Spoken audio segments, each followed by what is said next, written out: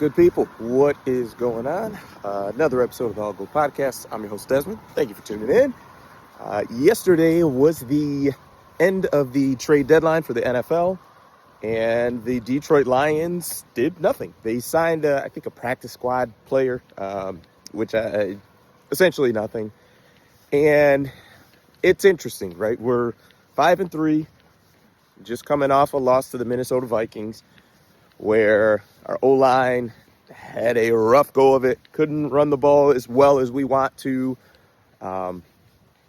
couldn't get home enough to a young mobile quarterback in J.J. McCarthy. And you just wonder what this outlook of the season is. I still think the Lions are a really good team, but we are now, once again, being bit by the injury bug a bit. We've got guys on the O-line who are banged up, and that was our strong suit, and that was really our engine as far as offensively. It was, we could run the ball, right? The O-line, those guys do a great job of getting, creating holes, creases, and our two running backs, who I think are collectively the best two running backs in the NFL, in David Montgomery and Jahmyr Gibbs, did a great job of exploiting that. But if the O-line can't do that because guys are hurt and out, then it totally changes our dynamic, because Jared Goff is not a guy who can move around. He can't improvise, and we all know that. And that's okay. We can still go pretty far with that. But it makes it a lot tougher to accomplish your goals when guys are banged up and the O-line's not moving people. And that is one of the concerns for our team. But right now it's like I said, one of the two main concerns. Doesn't feel great. So they didn't do anything to, address that. I know I saw multiple tweets where people were talking about, to try to go and get Zeitler, bring him back. We had him last year and he played pretty well for us, and they did not. They, once again, did nothing.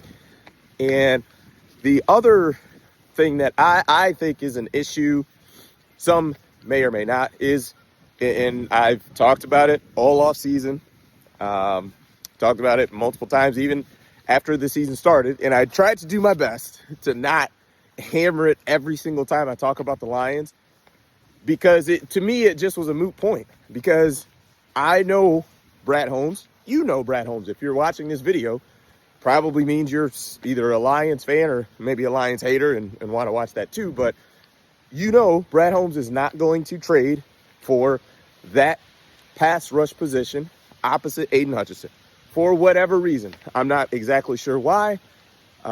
He seems to think it's not an issue. There are a lot of Lions fans that think it is an issue. And some people would point to trading for Zadarius Smith last year. And yes, I think that was a good move.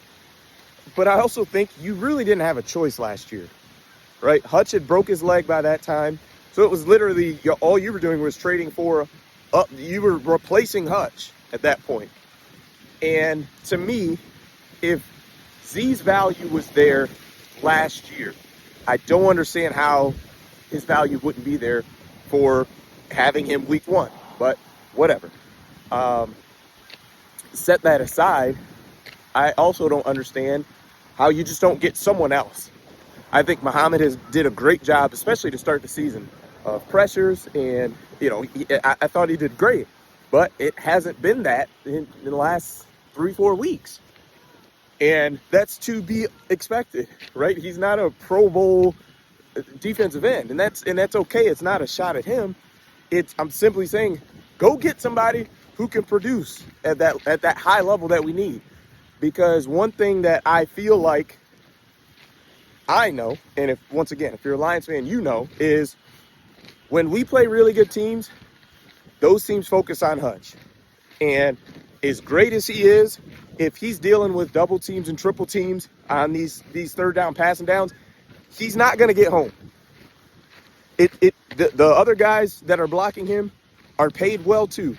They may not be the highest paid at their position, but those guys get a big check as well for game days. So to expect him to just, be Superman and scale tall buildings in a single leap, I just think it's nuts. And that's what Brad Holmes wants to do. Okay. I wonder what the Lions fans' reaction will be if we don't get back to the NFC Championship this season. I think our team has some holes.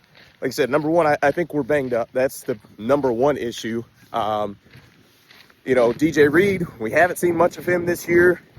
I think he had the hamstring injury. Terrion came back, which was nice. He got an interception in that Vikings game. So that is golden. Amik Robertson is terrific. I think it's that other end position, which is, we'll see what happens. It's good to see McNeil back, but I just wonder, because to me,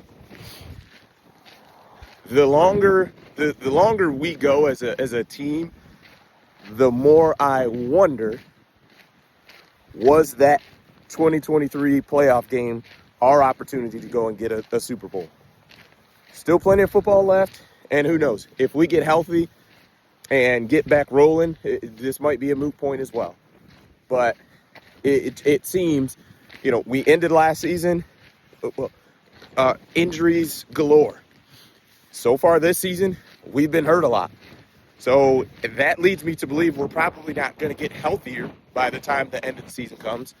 So what do we look like when we're not totally healthy? Well, we look like 45-31 or whatever that playoff game was against Washington. It's not going to be good enough if we're not healthy. And it's just it's frustrating. But like I said, I wasn't really banking on that. I was texting a friend of mine, and I was like, "Yeah, man, I don't." We talked yesterday morning. I'm like, I don't think Brad's going to do anything, and he didn't do anything. So it'll be interesting. The cynical part of me with Brad Holmes thought that the timing of that Aiden Hutchinson extension was interesting. In my eyes, and I don't know when Brad is going to go to the podium. Usually GMs talk around the deadline after it and, talk about what they did or did not do.